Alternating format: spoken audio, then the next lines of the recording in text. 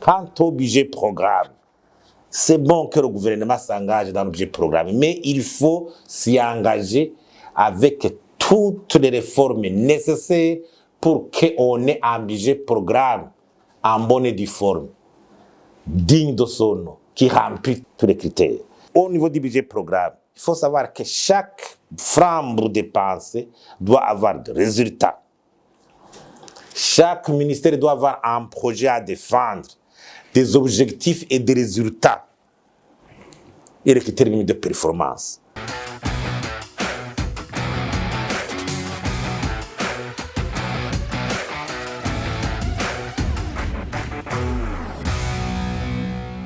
Comme vous le savez, le mois de juillet, c'est un mois crucial dans la vie du pays, surtout au niveau de la vie économique. Et c'est un mois où est organisée la discussion budgétaire pour orienter les dépenses publiques de l'année budgétaire suivante. Ça coïncide avec le récent classement d'une institution internationale appelée IBP, qui classe les pays, y compris au Burundi, sur le degré de transparence budgétaire. Il est regrettable que le Burundi garde une note faible, dérisoire, avec une place parmi les 10-15 derniers pays. Sur 120 pays, le Burundi se classe 108e, 110e comme ça. Il y a même au niveau de ce classement, il y a des critères où le Burundi a 0 sur 100, 0%.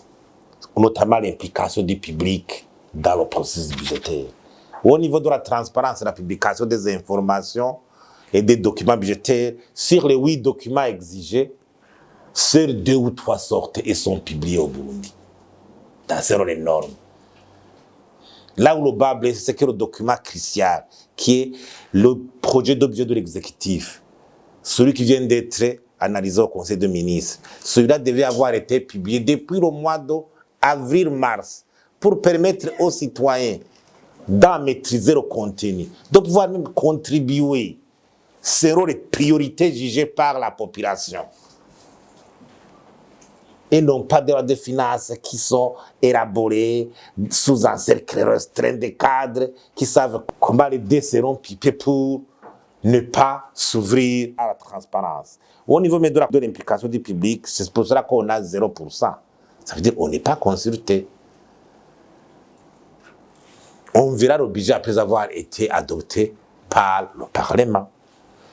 Au niveau du contrôle, la Cour des comptes existe, mais n'a pas de moyens humains et matériels. Jusqu'à maintenant, le rôle de jugement des comptes n'est pas assuré correctement par la Cour des comptes. C'est inimaginable. Même au niveau des réformes PIF, on revient sur ça. La fiabilité du budget, l'accès du public aux informations budgétaires, une note basse.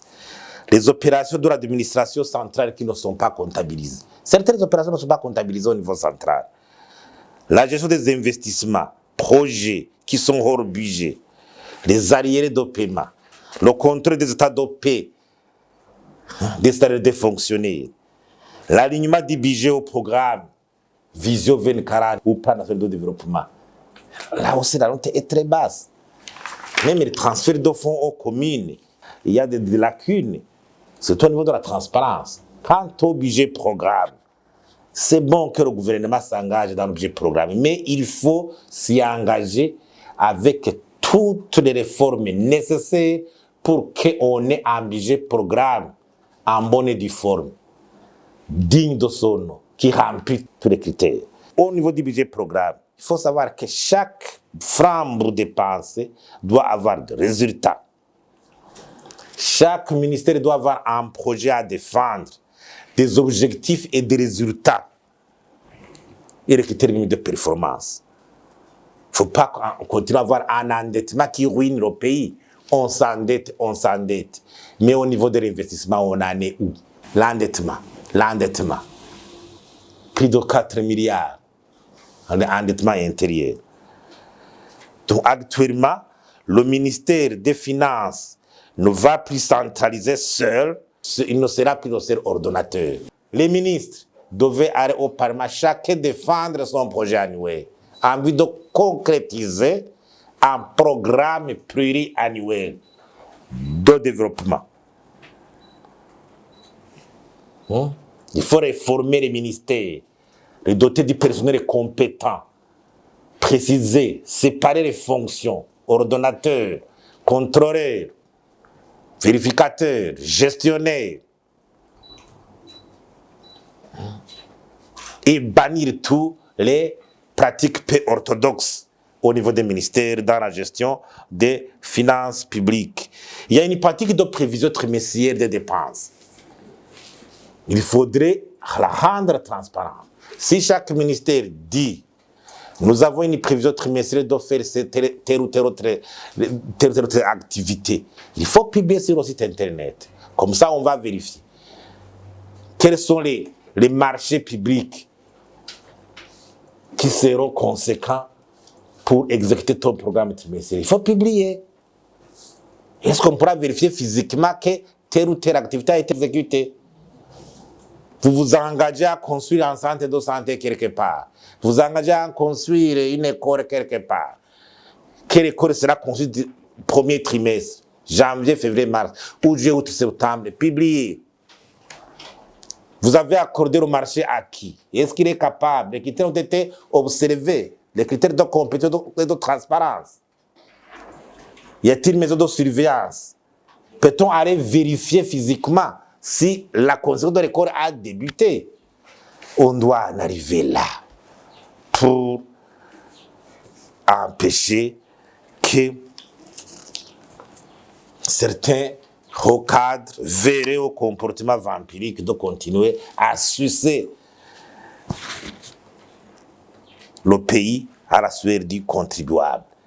On devait aussi en arriver au niveau de la lutte contre la corruption et les malversations économiques. Vous voyez des cas de malversation économique devenus monnaie courante, mais le lendemain, pas de signe, pas de mesures, disciplinaires qui sont directement prises. Pour les cas, par exemple, de la fonction publique, directement, celui qui serait impliqué dans ces histoires de perception des salaires de façon indue, des salaires, c'est la révocation de la fonction publique et la poursuite judiciaire qui doit s'engager. Donc, le contexte dans lequel nous nous trouvons, l'inflation, les réserves de change, comme des devises, chute des exportations du café, du coton, l'état des infrastructures, le chômage, les investissements. Au niveau public, les entreprises publiques sont sabordées une à une.